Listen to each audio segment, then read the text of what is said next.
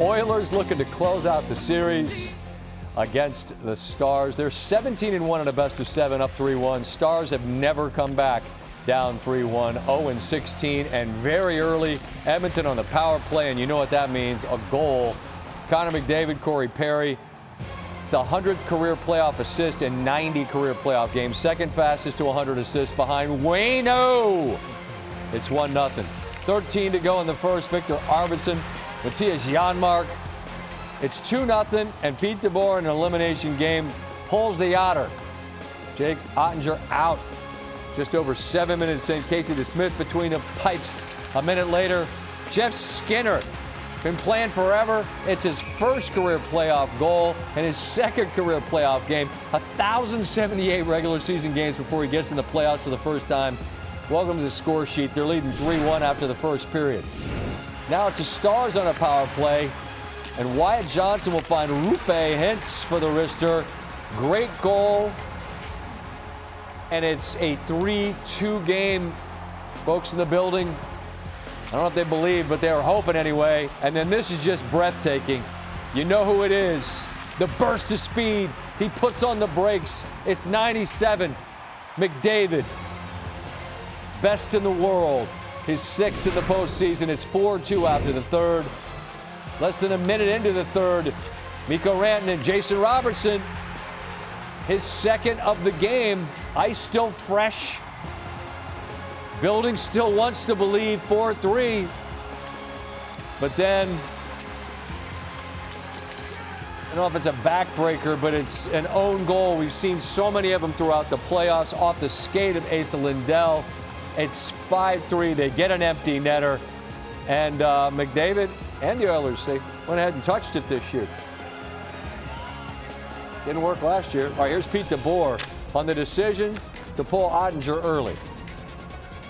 You know, the reality is if you go back to last year's playoffs, you know, he's lost 6 to 7 games to Edmonton, and we gave up 2 shots on 2 goals in a, you know, an elimination game. So, you know, it was partly to spark our team and wake them up, and partly, you know, knowing that, you know, status quo had not been working, you know, and that's a pretty big sample size. That's a pretty honest answer right there. Another painful end to an otherwise excellent season. Dallas falls in the conference final for a third consecutive year. Just the second team in the expansion era to lose in the round before the Stanley Cup final in 3 consecutive years, joining the Islanders from 75 to 77. Islanders went on a pretty decent run after that. The last 3 Stanley Cup rematches have put some of the biggest stars in position to break through. After losing to the Islanders in '83, Wayne Gretzky led the Oilers to the Cup in '84, winning the first of his 4 championship rings. The next Stanley Cup rematch, 2009, Penguins and Red Wings met the year after Detroit won it in 2008. And then it was Sid the Kid leading Pittsburgh to a title in a parade, winning the first of his 3 championships. Now 16 years later, Connor McDavid eyes that same progression. McDavid and the Oilers rallied, fell in Game 7. When they outscore the Panthers like 18-4 in games 4, 5, and 6. Now it's Edmonton with home ice advantage. McDavid looks for his first Stanley Cup victory. 32 years since Montreal won the last Stanley Cup for Canada. It's the second year in a row, though, that Edmonton's going to have a chance to break through. They'll have to go through Florida to win it. The Panthers, meanwhile, have been to the Stanley Cup final 3 consecutive years. These have been the best 2 teams in the playoffs. Edmonton dropped its first 2 games, remember, to LA. Feels like 100 years ago. They're 12-2 cents.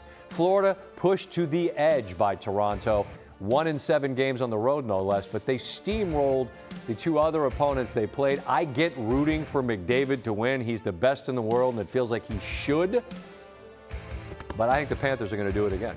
Mark Messier, kind enough to wait. Hey, you're a pretty big deal in the Garden. You can appreciate taking a minute to wait while we visit with a guy who had his night in the Garden tonight. And Mess, this Edmonton team really had one bad 20-minute stretch against Dallas in Game 1 where a lead turned into a loss. Outside of that, they were just dominant, both scoring and defensively when that was what was required. What impressed you most about what they did?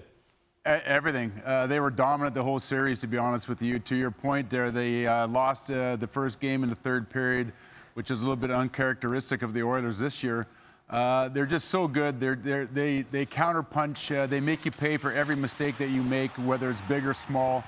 Just when you think you got them on the ropes like they did in the second period in this game, McDavid scores a huge goal to make it 4-2 again. Their power plays lethal. They're getting great goaltending from Skinner.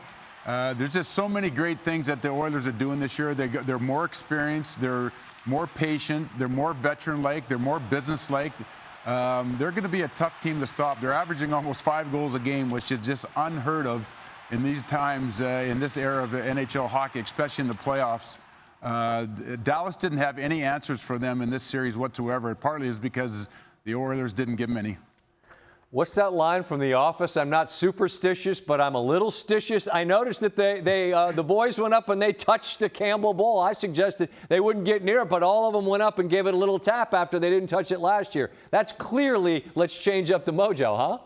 Well, it could be. I'm glad they did. You know, you work hard for that trophy. It's not easy to win that trophy, and I think you deserve to get in there and take some pictures with it, celebrate it. It's been a long year for the Oilers getting back to this exact place where they set out in training camp to do. They've done that.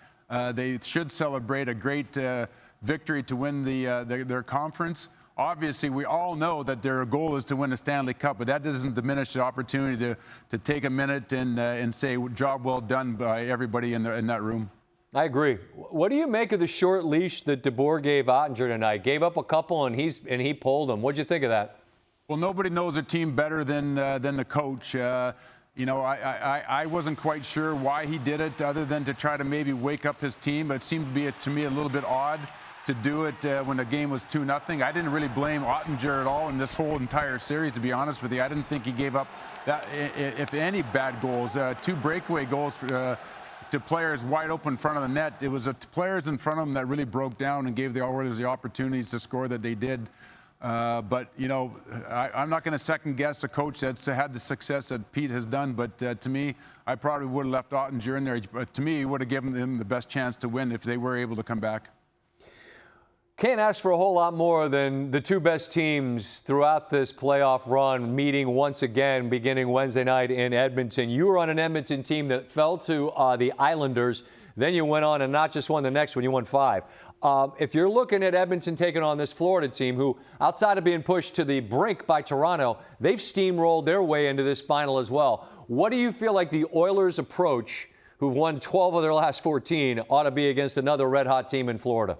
Well, the Oilers are going to know there's no secrets playing Florida. They are going to know exactly how they play. If anything, they're going to understand what they need to do better to play against and to match up against the Florida Panthers. And the number one thing they're going to learn from last year is don't be late to the party.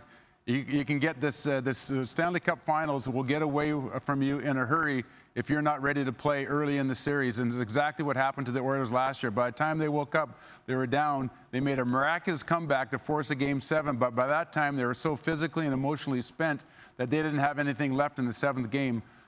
So I think this year, the Oilers are going to learn a lot from last year. And the first thing, like I said, the first thing they're going to learn is they're going to be ready to play from the opening puck drop.